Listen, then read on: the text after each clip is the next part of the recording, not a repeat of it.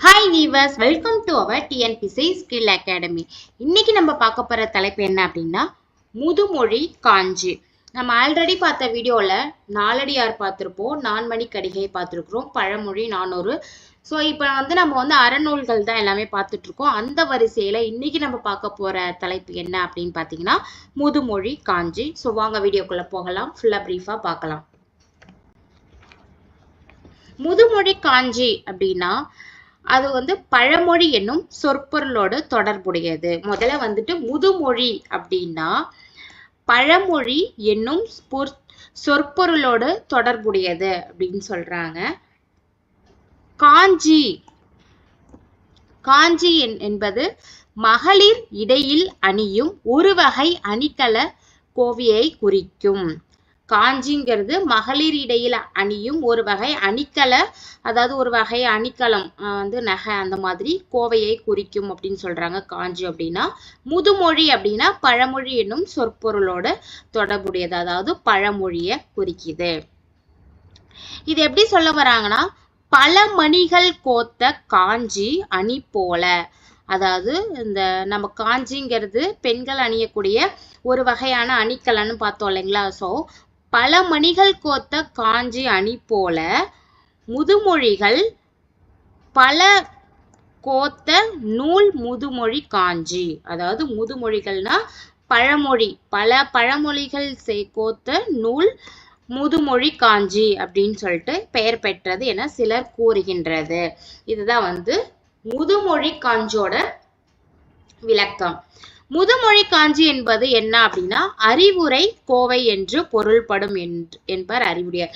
So இதுவுமே ஒரு important. இப்போ முதுமொழி காஞ்சி என்பது என்ன, இதோட பொருள் என்ன அப்படின்னு கேட்டாங்கன்னா அறிவுரை கோவைங்கிறது ரொம்பவே இம்பார்ட்டன்ட்.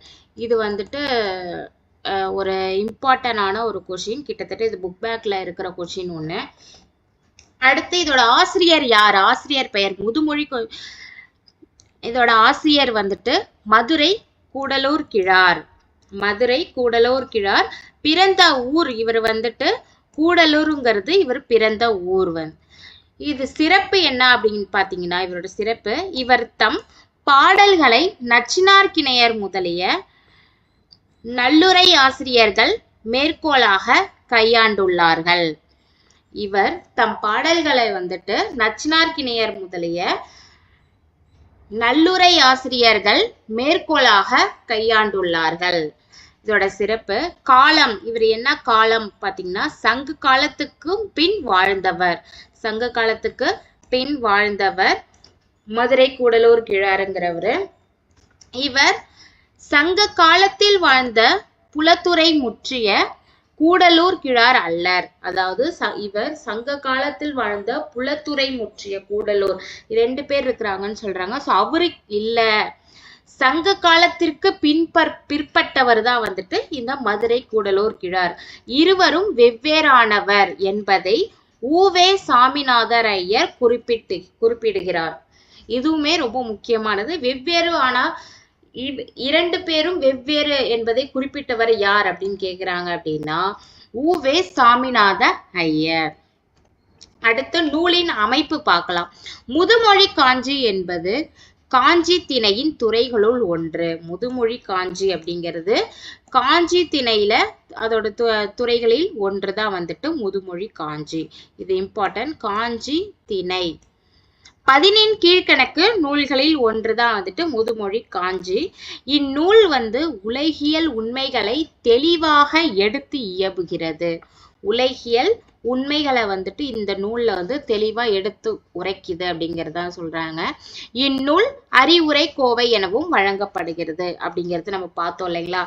இதில் 10 அதிகாரங்கள் உள்ளன. இந்த முதுமொழி காஞ்சியில 10 அதிகாரங்கள் உள்ளது. ஒவ்வொரு அதிகாரத்திலும் 10 செய்யுள்கள் உள்ளன அப்படிங்கிறாங்க. இதில் 10 அதிகாரங்கள் இருக்கிறது. முதுமொழி காஞ்சி பொறுத்த வரைக்கும் 10 அதிகாரங்கள். ஒவ்வொரு அதிகாரத்திலையும் 10 செய்யுள்கள் உள்ளன.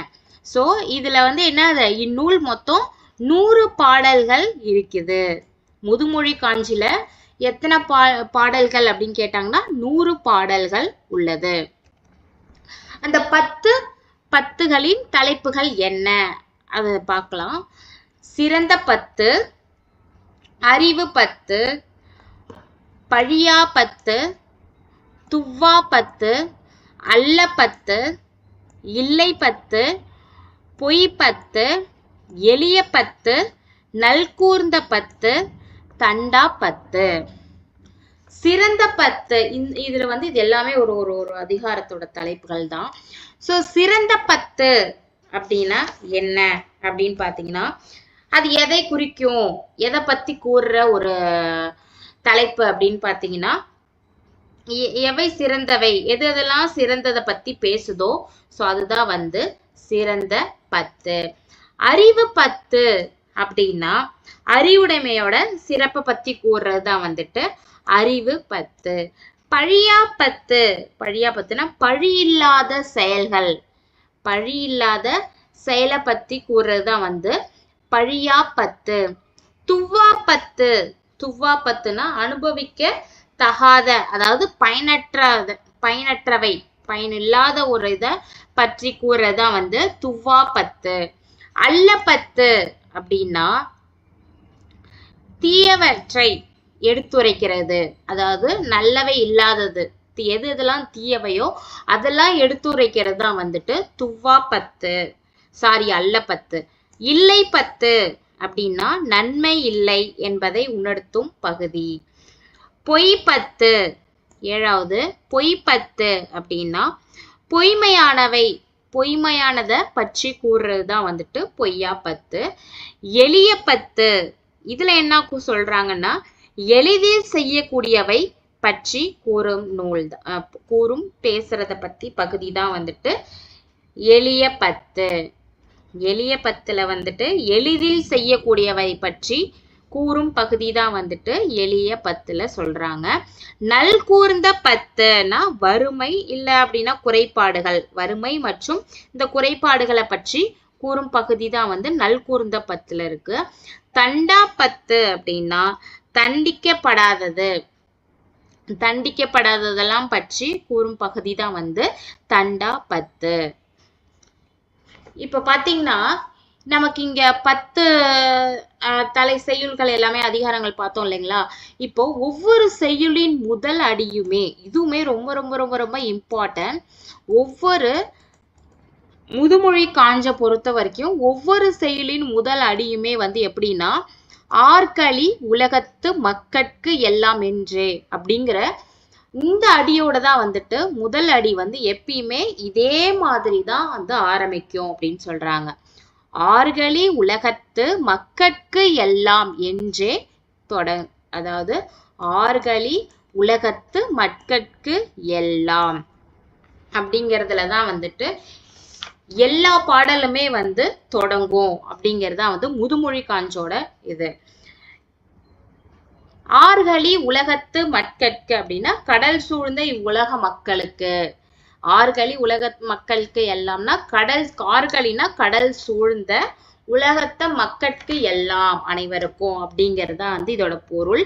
சோ இந்த வரிகள்ல இருந்து இந்த அடியில இருந்து தான் இந்த எல்லா பாடலுமே முதுமொழி காஞ்சியில நமக்கு தொடங்கும் அப்படிங்கறதுதான் இதுல சொல்ல வராங்க. அடுத்து ஓரடி பாடல்கள் 10 ஒவ்வொன்றிலும் தாழிசை போல அடுக்கி வருகின்றன. அடுத்து ஓரடி பாடல்கள் 10 ஒவ்வொன்றிலும் தாழிசை போல அடுக்கி வருகின்றன. இந்நூல் அதாவது தாழிசை போல ஒவ்வொன்னா அடிக்கடிக்கு அதே மாதிரி ஒரே மாதிரி வரும். அதுதான் சொல்றாங்க. இந்நூல் உலக மக்கள் அனைவருக்குமான பொதுவான அறிவுரைகளையும் உலகியல் உண்மைகளையும் எடுத்துரைக்கிறது என்பது முதுமொழி காஞ்சி பொறுத்த வரைக்கும் என்னன்னா உலக மக்கள் அனைவருக்கும் பொதுவான ஒரு அறிவுரையவும் இல்ல இந்த உலகத்துக்கு தேவையான ஒரு உண்மையையும் எடுத்துரைக்கிறதா இந்த முதுமொழி காஞ்சில தெளிவாகவும் உண்மையாகவும் எல்லாத்தையுமே வெளிப்படையா எடுத்துரைக்கும் அப்படின்னு சொல்றாங்க. தமிழ் நூல் தொகுதியில் மிக சிறிய நூல் வந்து எதுன்னா முதுமொழி காஞ்சி தான். இந்த தமிழ் நூல் தொகுதியிலேயே மிக சிறிய நூல் அப்படின்னு கேட்டாங்கன்னா முதுமொழி காஞ்சி தான் வந்து மிக சிறிய நூல். அதே மாதிரி இந்நூல் 100 குறள் வெண் செந்துரையாலானது. இந்நூல் வந்து 100 குறள் வெண் செந்துரையாலானது என்னவும் சொல்லலாம் இத அப்படின்னு சொல்றாங்க. அடுத்து இதோட பயன், இந்த நூலின் பயன் என்ன அப்படின்னு பார்த்தலாம். முதுமொழி காஞ்சி கற்றோரின் குற்றங்களை, முதுமொழி காஞ்சில கற்றோரின் குற்றங்களை நீக்கி அறம் பொருள் இன்பங்களை அடைவதற்கான வழிமுறைகளை அறிவுரைகளாக கூறி நல்வழிப்படுத்தும். இதோட இந்த நூலோட பயன் என்னன்னு பாத்தீங்கன்னா, இந்த நூல்ல பொறுத்த வரைக்கும் நமக்கு என்ன சொல்ல வருவாங்க அப்படின்னு பாத்தீங்கன்னா, அறம் பொருள் இன்பங்களை அடைவதற்கான வழிமுறைகளை அறிவுரைகளாக கூறி நல்வழிப்படுத்தும் அப்படிங்கறதா வந்து இதோட பயன். அதே மாதிரி வாழ்வின் நிலையாமை, இன்பத் துன்பங்களின் தன்மை, நல்லோர் இயல்பு தீயோர் குணம் போன்ற உலகியல் உண்மைகளை தெளிவாக உணர்த்தும். இது வாழ்வை பற்றிய யதார்த்தமான பார்வையை வழங்குகிறது.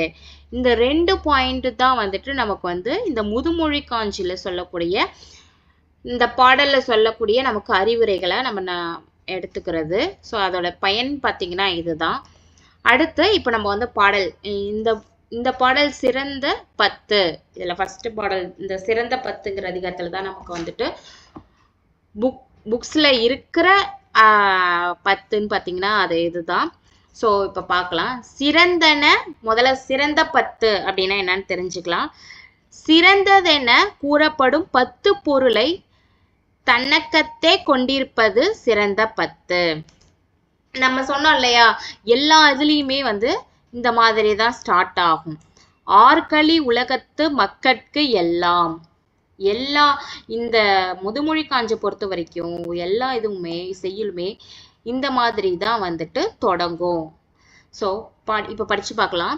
ஆர்களி உலகத்து மக்கட்கு எல்லாம், ஓதலில் சிறந்தன்று ஒழுக்கம் உடைமை, காதலில் சிறந்தன்று கண்ணஞ்சப்படுதல், மேதையில் சிறந்தன்று கற்றது மறவாமை, வன்மையில் சிறந்தன்று வாய்மையுடைமை, இளமையில் சிறந்தன்று மெய்ப்பினி இன்மை, நலனுடையமையின் நாணு சிறந்தன்று, குலனுடைமையின் கற்பு சிறந்தன்று, கற்றலின் கற்றாழை வழிபடுதல் சிறந்தன்று, செற்றாரை செறுத்தலிற் தற்செய்கை சிறந்தன்று, முன்பெரு களியின் பின் சிறுகாமை சிறந்தன்று. மதுரை கூடலூர் கிழார். முதல்ல நம்ம வந்து இதுல ஆர்களி உலகத்து மக்கட்கு எல்லாம், ஓதலில் சிறந்தன்று ஒழுக்கம் உடைமை. ஆர்களி அப்படின்னா நம்ம வந்து என்னன்னு பார்த்தோம் இல்லைங்களா, என்னது, நிறைந்த ஓசையுடைய கடல். கடலை பொறுத்த வரைக்கும் என்னது, அது வந்து அலை சவுண்டு நமக்கு கேட்டுக்கிட்டே இருக்கும். ஸோ இது என்ன சொல்ல வராங்கன்னா, கடல் சூழ்ந்த வந்து இந்த உலக மக்களுக்கு வந்துட்டு கற்றலை விட என்னது ஒழுக்கம்தான் வந்து இதுல சிறந்தது அப்படின்னு சொல்றாங்க. ஓதலில் சிறந்தன்று யாருக்கு சொல்ல, கடல் சூழ்ந்த இவ்வுலக மக்களுக்கு. எல்லா பொருளுமே நமக்கு வந்துட்டு இந்த மாதிரி தான் ஆரம்பிப்பாங்க. கடல் சூழ்ந்த இவ்வுலக மக்களுக்கு என்ன சொல்ல வராங்கன்னா, கற்றலை, அதாவது நம்ம கற்றலை விட ஒழுக்கம்தான் வந்து சிறந்தது அப்படிங்கறதா வந்துட்டு இந்த ஃபர்ஸ்ட் உள்ள பாட்டுல நமக்கு சொல்றாங்க. அடுத்த லைன் வரியை பார்க்கலாம். காதலில் சிறந்தன்று கண்ணஞ்சப்படுதல் அப்படின்னா, பிறருக்கு அன்பு காட்டுவதிலும் செயல்களால் அவர் போற்றும்படி நடத்தலே மேலானது. பிறருக்கு அன்பு காட்டுவதிலும் செயல்களால் வந்து அவர் வந்து போற்றும்படி நம்ம நடந்து கொள்றதுதான் வந்துட்டு மேலானது அப்படின்னு சொல்றதா இந்த 2வது வரி. 3வது வரி, மேதையில் சிறந்தன்று கற்றது மறவாமை. அதாவது அறிவாற்றல், மேதைனா அறிவு நுட்பம், அறிவாற்றல் பெறுவதை விடவும் தான் கற்றவற்றை மறக்காமல், தான் கற்றதை மறக்காமல் நினைவில் வைத்திருப்பதுதான் சிறந்தது அப்படின்னு சொல்றாங்க. மேதைனா அறிவு, நுட்பம். அறிவாற்றல் பெறுவதை விடவும், அதாவது அறிவாற்றல் நமக்கு பெறுவதை விடவும் என்னன்னா தான் கற்றதுன்னு ஒண்ணு இருக்குது இல்லைங்களா, நம்ம கத்துக்கிட்டத மறக்காமல் நினைவு வைத்திருக்கிறது தான் சிறந்தது அப்படின்னு சொல்றாங்க. அடுத்து 4வது வரி, வன்மையில் சிறந்தது வாய்மை உடைமை. வன்மை என்ன? ஈகை, கொடை. அதாவது வளமான வாழ்க்கையை காட்டிலும் வாய்மை உடையவராக வாழ்வது உயர்ந்தது அப்படின்னு சொல்லி இதுல சொல்றாங்க. சிறந்தது. அடுத்து இளமையில் சிறந்தன்று மெய்பிணி இன்மை. இந்த பிணி அப்படிங்கிறது என்னன்னா நோய். இளமையில் சிறந்தன்று மெய்பிணி இளமைனா இளமையை காட்டிலும் நமக்கு எவ்வளவு இளமையா இருக்கோமோ அதை விட நமக்கு எது முக்கியம்னா நோயற்று வாழ்வதுதான் சிறந்தது அப்படின்னு சொல்லி சொல்றாங்க. நலனுடைமையின் நாணுச் சிறந்தது. 6வது வரி, இதுல என்ன சொல்ல வராங்கன்னா அழகுடையவராக இருந்தாலுமே நாணமுடையவராக இருப்பதுதான் சிறந்தது. எவ்வளவு அழகுடையவராகவே இருந்தாலும் நாணமுடையவராக இருக்கிறது தான் சிறந்தது அப்படின்னு சொல்றாங்க. குலனுடையமையின் கற்பு சிறந்தது அப்படின்னா இப்ப உயர்குடியில் பிறப்பதை, குலனுடையன்னா உயர்குடியில் பிறப்பது அந்த மாதிரி தான். ஸோ குலப்பெருமையை விடவும் நமக்கு நம்ம குலப்பெருமையை விடவும் கற்பு இதுல நமக்கு ரொம்ப சிறந்தது, ரொம்ப மேலானது அப்படிங்கிறது தான் இதோட பொருள். கற்றலின் கற்றாரை வழிபடுதல் சிறந்தன்று. வெறும் நூல்களை மட்டும் நம்ம கற்பதை விட, நம்ம வெறும் நூல்களை மட்டுமே படிச்சுக்கிட்டு இருக்கிறத விட படிச்சவங்கள்ட்ட, அதாவது கற்றறிந்த பெரியோர்கள் இருப்பாங்க இல்லையா, அவங்க கிட்ட போற்றி அவங்கள பின்பற்றி நம்ம நடக்கிறதா இன்னும் மிகப்பெரிய சிறந்தது அப்படின்னு சொல்லிட்டு இந்த 8வது வரியில நமக்கு சொல்றாங்க. செற்றாரை செறுத்தளிர் தற்செய்கை சிறந்தற்று அப்படின்னா பகைவரை தண்டிப்பதை விட, ஒரு பகைவர் நமக்குன்னு ஒரு பகைவர் இருக்கிறாங்க அப்படின்னா அவங்களை தண்டிப்பதை விட அவருக்கு நன்மை செய்தால் என்ன, நமக்கு எவ்வளவுதான் பகை நமக்கு செஞ்சாலுமே அவங்கள தண்டிக்காம நம்ம திருப்பி நன்மையை செய்யறதுதான் சிறந்தது அப்படிங்கிறது தான் இந்த 9வது வரியில சொல்றாங்க. 10வது வரியில முன்பெரு களியின் பின் சிறுகாமை சிறந்தற்று. முற்காலத்தில் பெருகிய, அதாவது முற்காலத்துல எவ்வளவு பெருகிய செல்வத்தை பின்னர் குறையாமல் அதை பாதுகாத்து கொண்டு இருக்கிறது தான் சிறந்தது. முற்காலத்துல நம்ம சேமிச்சு வச்ச செல்வத்தை பின்னாடி எப்பயுமே அதை குறையாமல் அதை பாதுகாத்து இருக்கிறது தான் சிறந்தது அப்படிங்கிறது தான் இந்த கடைசி வரியில சொல்லப்படுறாங்க. இப்ப பாடலின் பொருளுமே நான் கொடுத்திருக்கிறேன். கடல் சூழ்ந்த இவ்வுலக மக்கள் அனைவருக்கும் கற்றலை விட ஒழுக்கமுடையே சிறந்தது. பிறருக்கு அன்பு காட்டுவதிலும் செயல்களால் அவர் போற்றும்படி நடந்தலே மேன்மையானது. அறிவுறுத்திப்பினும் கற்ற பொருளை மறவாமை மேன்மையானது. வளமான வாழ்க்கையை காட்டிலும் வாய்மை உடையவராக வாழ்வது உயர்ந்தது. இளமையை காட்டிலும் நோயற்ற வாழ்வே சிறந்தது. இது எல்லாமே இப்ப நம்ம பார்த்ததுதான். நான் ஒவ்வொரு லைனுக்கும் எக்ஸ்பிளைன் கொடுத்துருக்கிறேன். ஸோ இதையுமே நீங்க படிச்சு பார்த்துக்கோங்க. அழகுடையவராக இருப்பினும் நாணமுடையவராக இருப்பதே மேலானது. குலப்பெருமையை விட ஒழுக்கமுடைமையே சிறந்தது. சிறந்த நூல்களை கற்றலில் கற்றறிந்த பெரியாரை பின்பற்றி ஒழுகுதல் சிறப்பானது.